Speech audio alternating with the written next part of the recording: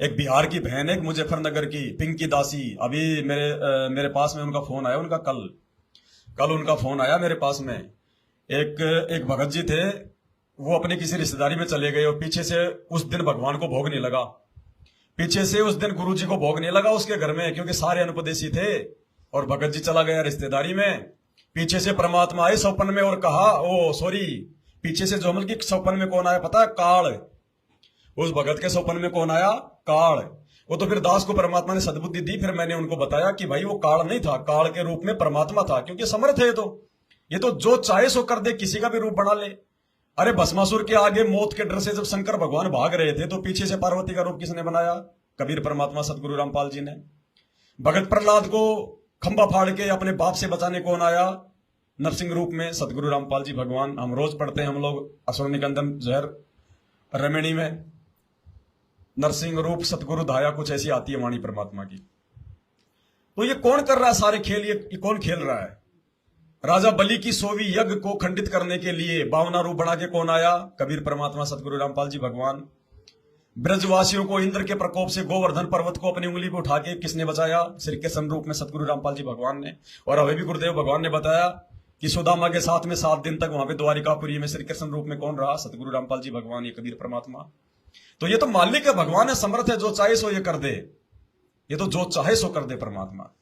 तो अब देखो, अगर सतगुरु रामपाल जी भगवान तो ये कहेंगे नहीं कि मेरे को भोग लगाओ, और अगर कोई भगत कहता तो हम इतना ध्यान नहीं देते।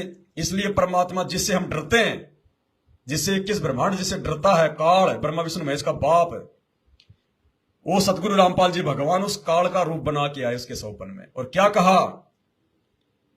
बोला, जिसने अपने घर पर बेड लगा लिया है, जिसने घर पर सतगुरु रामपाल जी भगवान को प्रकट कर लिया है, विराजमान कर लिया है, जिसने बेड लगा दिया है, अब यदि उस घर में मेरे भगवान को भोग नहीं लगेगा, काल कह रहा है ये बात है।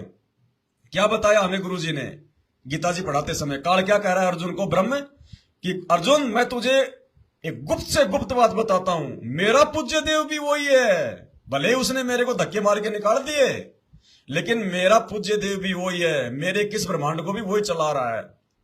जब कोई कमी होती है तो वही पूरी करता है।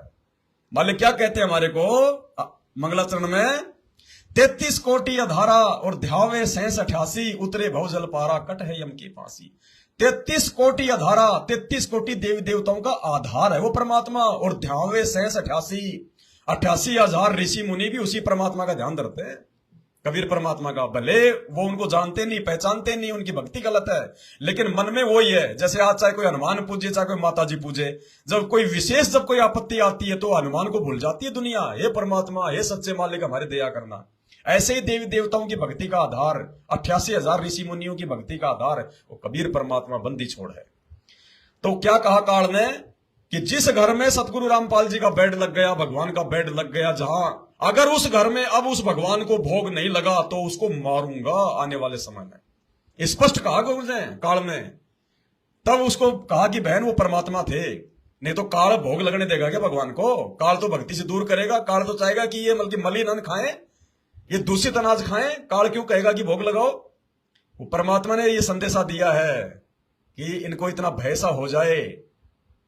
उसने कहा कि अगर मेरे भगवान को, ये कहा उसने कि जिस घर में मेरे भगवान का बेड लग गया, और अगर उस घर में अब मेरे भगवान को भोग नहीं लगेगा, यानी भगवान जिस घर से भूखा चला जाएगा तो क्या होगा? मौत ही होती है। सतगुरु रामपाल जी भगवान ने क्या कहा? कि जिस घर से कोई साधु संत भूखा चला जाता है वो भगवान का महादोषी होता है। अरे जब भगत किसी घर से भूखा चला जाए और वो दोषी होता है, तो भगवान जिस घर से भूखा चला जाएगा उस घर का क्या होगा? शमशान बन जाएगा आने वाले समय में। तो भाई कहने का मतलब संकेत ये है परमात्मा का कि अब तुमने ज्ञान समझ लिया, सब कुछ तुम्हारी समझ में आ गया। अब फालतू के चक्कर में, यारी दोस्ती में, रिश्तेदारी में जाना छोड़ो, अपने घर बैठ के भक्ति करो, परमात्मा को प्रसन्न करो, खुद भी खाओ और भगवान को भी भोग लगाओ। और किसी कारण से अगर कहीं जाना भी पड़ जाए, ऐसी कोई नौबत भी आ जाए, और पीछे से अगर कोई उपदेशी नहीं है, तो परिवार में ऐसा कोई व्यक्ति जो खाता पीता नहीं है, उसको बोलो, प्रार्थना करो कि भाई नहा धो के या फिर हाथ पैर धो के, और तू भाई मेरे भगवान को भले एक टाइम भोग लगा दे, भले तू हलवा ना बना सके, जो घर में बन रहा है ना, सबसे पहले तू गुरु जी को जाके थाली रख के 5 मिनट, और गुरु जी को जो है दंडवत करके, भले तेरे को आरती वारती नहीं आती, तो ये कहते हैं कि हे परमात्मा, हे बंदे छोड़, हे मालिक, आप जी भोग लगाओ, आपका भगत जो है किसी विशेष काम से गया हुआ है। इतना कर लोगे तो भी बचाव है, क्योंकि भगवान को अगर हम बुलाएंगे तो भगवान तो आएगा। और हमने भगवान को अब डाल दी आदत। भगवान भोला भी है, भगवान जो है वो चतुर भी है, जैसा भगत होता है वैसा ही भगवान हो जाता है। अब कहते हैं ना हर हर महादेव। अब हर हर महादेव सुनते लोग सोचते हैं कि शंकर जी, अरे न काहे के शंकर जी? शंकर जी हर हर महादेव है क्या? हर हर महादेव का मतलब क्या होता है? हर हर यानी आपत्तियों को हरने वाला, कष्टों को हरने वाला, और महादेव यानी सभी देवताओं में सबसे बड़ा महा। तो महादेव तो सतगुरु रामपाल जी भगवान है, वो कबीर भगवान है। महादेव देवाधिपति देव, देवों के देव। और हर हर यानी हमारे जो है आपत्तियों को हरने वाला। तो संकट मोचन कौन है? संकट मोचन कोई जो मतलब की बजरंगबली थोड़ी है। संकट मोचन का मतलब है जो अपने भक्तों के संकटों का नाश करे, उसको कहते हैं संकट मोचन। तो दुख भंजन, संकट मोचन, हर हर महादेव, ये कबीर परमात्मा सतगुरु रामपाल जी भगवान के उपमात्मक नाम है, उनकी महिमात्मक नाम है।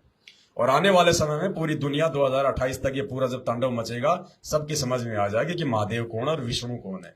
विष्णु वो नहीं है, असली विष्णु कबीर परमात्मा, जो तीनों लोकों में प्रवेश करके सबका पालन पोषण करता।